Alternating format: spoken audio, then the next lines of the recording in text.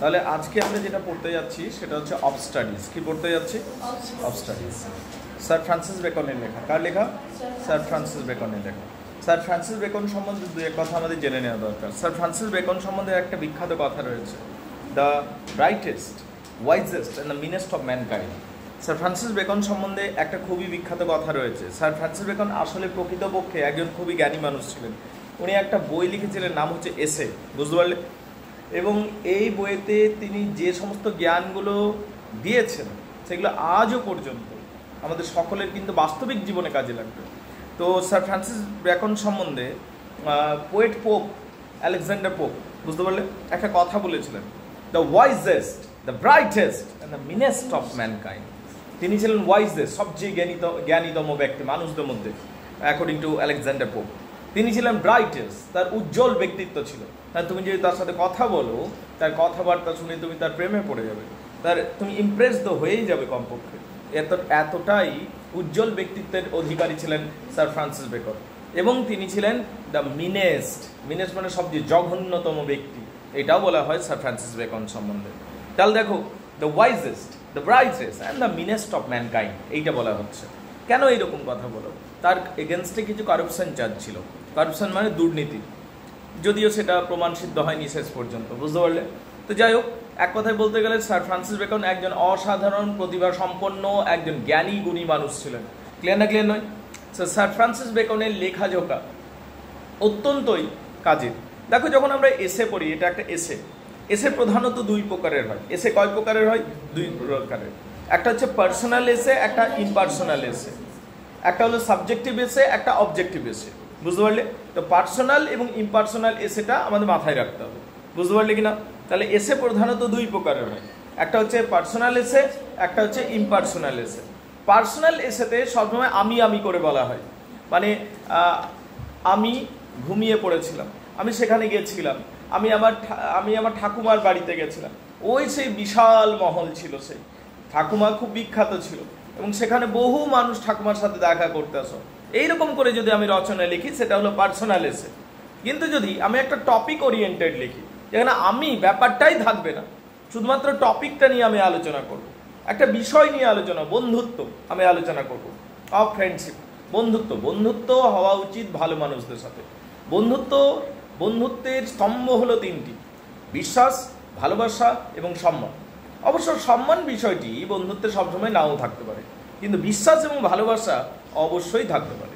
বন্ধুত্ব এমনই একটা সম্পর্ক, যে সম্পর্ক দ্বারা আমরা একে অপরকে খুব ভালোভাবে চিনতে পারি এবং একে অপরের সহায়তা করে থাকি। এইভাবে যে কথাগুলো বলছি, এখানে আমি বলে কিছু নেই, আমি নয়, এটা ইমপার্সোনাল এসে, এটা হলো ইমপার্সোনাল এসে। পড়াশোনা করা উচিত আনন্দ পাওয়ার জন্য, পড়াশোনা করা উচিত জ্ঞান বর্ধনের জন্য, এবং পড়াশোনা করা উচিত নিজেকে যোগ্য বানানোর জন্য। এইভাবে যখন আমি একটা এসে বা রচনা লিখছি, এখানে আমি কিছু নেই, এগুলো হলো ইমপার্সোনাল এসে, এগুলো হলো ইমপার্সোনাল এসে। স্যার ফ্রান্সিস বেকন ইমপার্সোনাল এসে লিখতেন। তাহলে এসে দুই প্রকারের হয়, পার্সোনাল এসে, ইমপার্সোনাল এসে। স্যার ফ্রান্সিস বেকন ইমপার্সোনাল এসে লিখতেন, বুঝতে পারলি কিনা? এটুকু বোঝা গেছে। স্যার ফ্রান্সিস বেকন একটা বই লিখেছিলেন, বইটি অত্যন্তই বিখ্যাত বই, নাম হচ্ছে এসেজ। বইটির নাম কি হচ্ছে? এসেজ। তার এসেজে একটা বই রয়েছে, আমার কাছে রয়েছে বইটা, খুব ইন্টারেস্টিং বইটা। এসেজ বলে যে বইটি রয়েছে স্যার ফ্রান্সিস বেকনের লেখা, ওই বইটির মধ্যে শুধু রচনা এবং রচনা রয়েছে, মানে ওটা রচনা সংকলন, বুঝতে পারলে? বিভিন্ন রচনা রয়েছে, বিভিন্ন বিষয়ের উপর স্যার ফ্রান্সিস বেকন নিজের মত প্রকাশ করেছেন। Of marriage, of love, of revenge, of friendship, of studies, of discourse, of travel, of empire, এমনি করে করে। মানে অফ মানে এখানে অ্যাবাউট ধরে নাও, অফ মানে কি ধরে নাও? অ্যাবাউট, মানে পাঠ সম্বন্ধীয়। অফ স্টাডিজ যদি আমরা বলতে যাই, তাহলে পাঠ সম্বন্ধীয়, অ্যাবাউট স্টাডিজ। অফ স্টাডিজ মানে অ্যাবাউট স্টাডিজ। অফ ফ্রেন্ডশিপ মানে অ্যাবাউট ফ্রেন্ডশিপ। অফ ম্যারেজ মানে বিবাহ সম্বন্ধীয়, বুঝতে পারলে? মানে বিবাহ সম্বন্ধে আমি দু এক কথা বলছি, এইটা মানে অফ স্টাডিজ, পড়াশোনার সম্বন্ধে দু এক কথা বলছি আমি। অফ ম্যারেজ, বিবাহ সম্বন্ধে দু এক কথা বলছি। অফ ফ্রেন্ডশিপ, বন্ধুত্ব সম্পর্কে দু এক কথা বলছি। তাহলে এইভাবে ওনার লেখাগুলো হয়েছে। এলিজাবেথেন যুগের রাইটার, এনার আশেপাশে কেউ পৌঁছাতে পারেননি এই এসে রাইটিং এর ব্যাপারে। এনাকে শ্রেষ্ঠ এসাইস্ট বলা যেতে পারে। যদিও ইম্পার্সোনাল ক্যাটাগরিতে। পার্সোনাল ক্যাটাগরিতে অবশ্য চার্লস ল্যামের নাম আছে। কার নাম চলে আসবে? Charles lamp. ওনার রাইটিং আপাতত তোমাদের নেই, ড্রিম চিলড্রেন বোর্ডে একটা পড়া রয়েছে, অসাধারণ সুন্দর। আমি সেমিস্টার 1-এ তোমাদের একটু হিন্টস দিয়েছিলাম, বলেছিলাম, ঠিক আছে। তো যাই হোক, আমাদের আলোচ্য বিষয় আজকে কিন্তু ফ্রান্সিস বেকন। কি নাম? Francis Bacon. সেই ফ্রান্সিস বেকন একটা লেখা লিখেছিলেন, নাম হচ্ছে অফ স্টাডিজ। কি নাম? Of studies. আমাদের কোর্সের মধ্যে অফ স্টাডিজ রয়েছে, আমরা আজকে অফ স্টাডিজ পড়তে শুরু করছি। হোপফুলি যেটুকু বললাম তোমরা সবাই বুঝে গেছো। তাহলে অফ স্টাডিজ মানে কি আমাকে বলো আগে। অফ স্টাডিজ যে বলছি, অফ স্টাডিজ কথাটির মানে কি? পাঠ সম্বন্ধীয়, মানে পড়াশোনা সম্বন্ধে তিনি দু এক কথা বলবেন। স্যার ফ্রান্সিস বেকন পড়াশোনা সম্বন্ধে দু এক কথা বলবেন।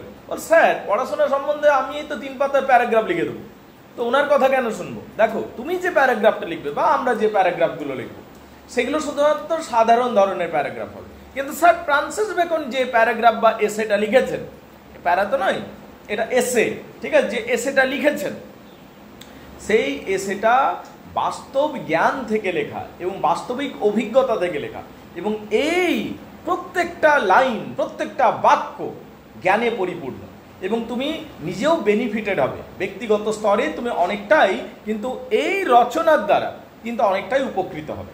তো সেই জন্য স্যার ফ্রান্সিস বেকনের লেখা অবশ্যই সময় করে পারলে, যেগুলো কোর্সে নেইও, আমাদের বাই দ্য ওয়ে খুব ভালো কোর্স করেছে যে 2টো পড়া দিয়েছে, অফ স্টাডিজ আর অফ ফ্রেন্ডশিপ দিয়েছে, ঠিক আছে, দুটোই আমাদের কাজে লাগবে, ঠিক আছে।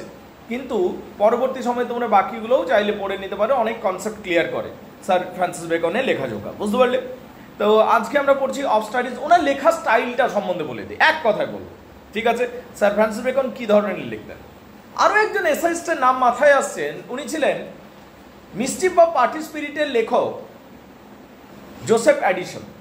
তো ওনার লেখা স্টাইলটা একদমই আলাদা ছিল। স্যার ফ্রান্সিস বেকনের লেখা স্টাইল একদমই আলাদা, আবার চার্লস ল্যামের লেখা স্টাইলও আলাদা। এদের মধ্যে এই 3 জনের যদি তুলনা করি আমি, আমার ব্যক্তিগত স্তরে মনে হয় sir Francis Bacon is the best. Sir Francis বেকনের লেখার মধ্যে কি পাবে তো? স্যার ফ্রান্সিস বেকনের লেখা হবে ছোট, কিন্তু ব্যাখ্যা হবে অনেকটাই, মানে খানিকটা ভাব সম্প্রসারণের মতো। আমরা দেখি 2টো লাইন থাকে, কিন্তু 2টো লাইনের ভেতরে অনেক কিছু অর্থ থাকে। সো এই যে স্টাইলটা, এটা হলো sir Francis বেকনের।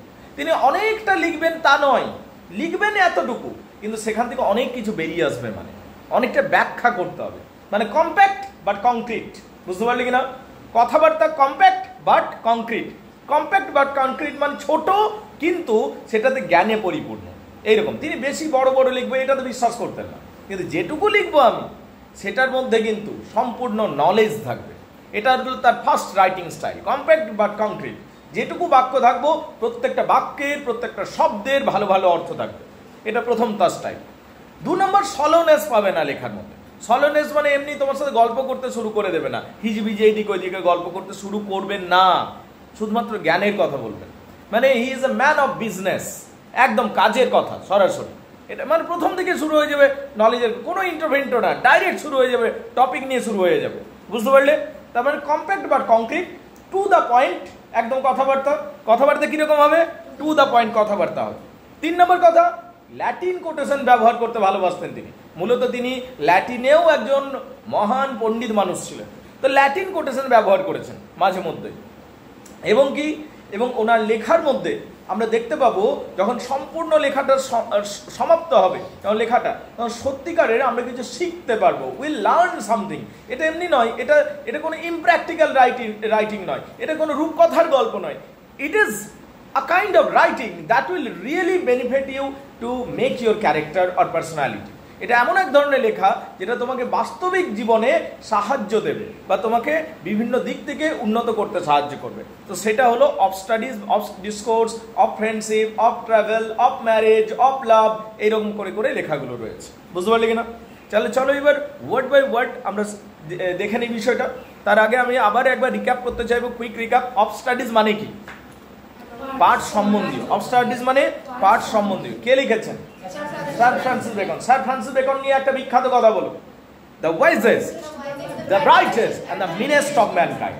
The wisest, the brightest and the meanest of mankind বলেছিলেন আলেকজান্ডার পোপ, তাই না?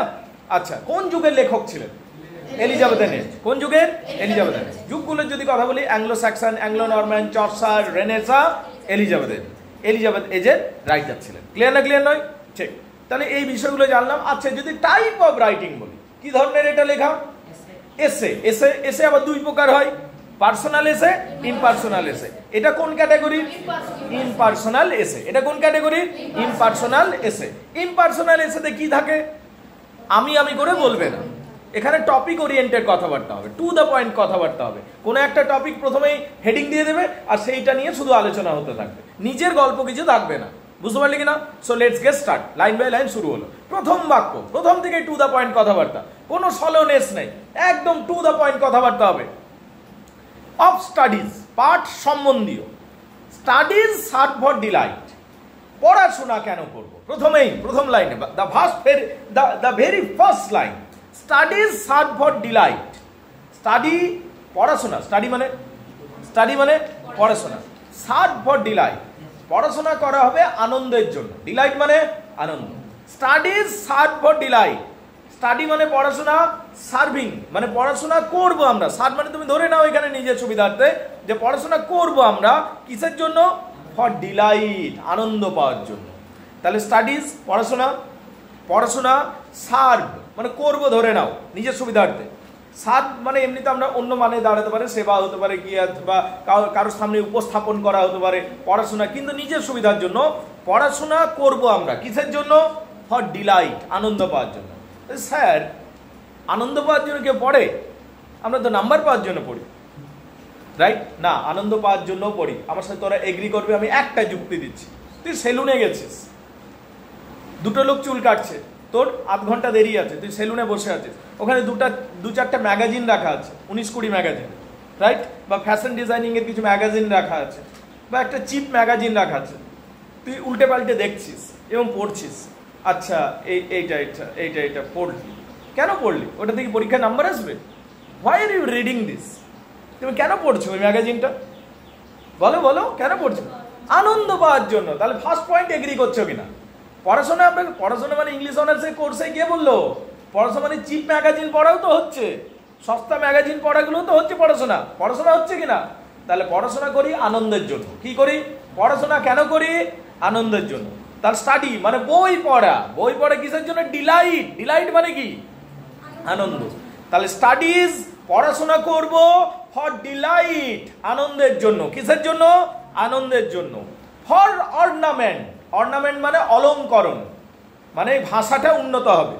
মানে আমরা পুরুলিয়া থেকে, তো আমাদের ভাষাটাকে বাইরের কিছু মানুষ আমাদেরকে একটু হেয় চোখে দেখে, আমরা যেভাবে ভাষাতে কথা বলি। ঠিক আছে, আমি যে ভাষায় কথা বলছি সেটা তো আসলে পুরুলিয়ার ভাষা নয়, ঠিক আছে? কিন্তু আমরা যখন নিজেদের ভাষায় কথা বলি, বাইরের কিছু মানুষ ভাবে যে আমরা বোধহয় জঙ্গলি, ঠিক আছে? কিছু মানুষ নিয়ে ভাবে, কারণ পুরুলিয়ায় আসলে উন্নতি কিছু নেই, শুধু জঙ্গলেই রয়েছে, এমনি ভাবে কেউ, ঠিক আছে? কিন্তু তা তো নয়, আমরা বই পড়েও ভাষা শিখে নিয়েছি। তাহলে এই যে ভাষার উন্নতি, অলংকরণ শিখলাম, এটা কি দ্বারা শিখেছি? বই পড়ে আমরা শিখেছি। ক্লিয়ার নয়? ঠিক। তাহলে স্টাডিজ সার্ভ ফর ডিলাইট, তাহলে পড়াশোনা করব আনন্দের জন্য। ফর অর্নামেন্ট, কিসের জন্য? অলংকরণের জন্য। তাহলে দুটো উদ্দেশ্য বললো, পড়াশোনা করব কিসের জন্য? ডিলাইট, মনের আনন্দ পাওয়ার জন্য, প্রথম। দ্বিতীয় কথা, ফর অর্নামেন্টেশন মানে অলংকরণ বা নিজের ভাষাকে শুদ্ধ বানানোর জন্য। অ্যান্ড ফর অ্যাবিলিটি, এবং যেটা হচ্ছে সক্ষমতা সৃষ্টির জন্য। অ্যাবিলিটি মানে সক্ষমতা। তাহলে পড়াশোনা কিসের জন্য করব? পড়াশোনা করব আনন্দ বর্ধনের জন্য, অলংকরণের জন্য এবং সামর্থ্য বর্ধনের জন্য। তাহলে পড়াশোনা কিসের জন্য করব? 3টি কারণ দিয়েছেন প্রথম বাক্যে, 3টি কারণ দিয়েছেন। কি কারণবশত পড়াশোনা করব? প্রথম হচ্ছে আনন্দ বর্ধনের জন্য, দ্বিতীয় হচ্ছে অলংকরণের জন্য, 3 নম্বর হচ্ছে সামর্থ্য বর্ধনের জন্য। মানে পড়াশোনা করব আমরা কিসের জন্য? আনন্দ পাওয়ার জন্য। দ্বিতীয় কথা, অর্নামেন্টেশনের জন্য মানে অলংকরণের জন্য, কথাবার্তাগুলো সুন্দর হবে। আর 3 নম্বর হচ্ছে অ্যাবিলিটি, মানে আমাদের সক্ষমতা বৃদ্ধি পাবে। এই জন্য আমরা পড়াশোনা করব। এই লাইনটা খুব গুরুত্বপূর্ণ লাইন, পরীক্ষা দৃষ্টিকোণ থেকে অনেক সময় প্রশ্ন এসেছে শর্ট কোয়েশ্চেনে, যে হোয়াই শুড উই স্টাডি। তুমি এবার শুধু যদি লিখে দাও যে শুধু ডিলাইট, ব্যাস আধ নাম্বার পাবে। আধ নাম্বার পেলে 2 নাম্বার পাবে না, ওখানে 2 এর মধ্যে আধ পাবে। তোমায় 3টে কথাই লিখতে হবে এখানে। We should study for delight, for ornament and for ability. 3টে কথাই তোমাকে লিখতে হবে। বলো বোঝা গেছে কিনা? এইটুকু আগে দেখে নাও, ফার্স্ট লাইনটা কার কি অসুবিধা আছে আমাকে বলে, পরের অংশে আমি আসছি, দেখে নাও গাইস।